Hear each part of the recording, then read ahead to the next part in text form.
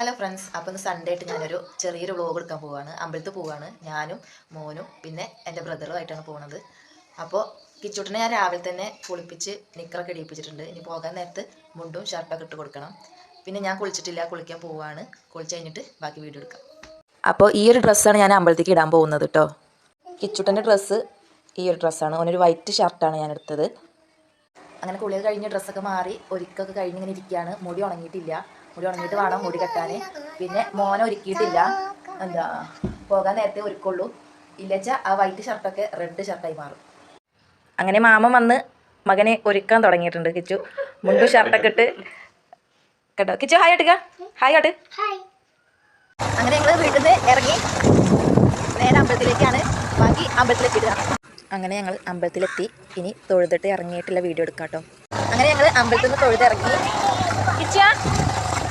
അങ്ങനെ ഞങ്ങൾ അമ്പലത്തിൽ പോയിട്ട് വീട്ടിലെത്തിയിട്ടുണ്ട്. ഇത്രയുള്ള വീഡിയോ ഇഷ്ടമായി ലൈക്ക് ചെയ്യുക, സബ്സ്ക്രൈബ് ചെയ്യുക.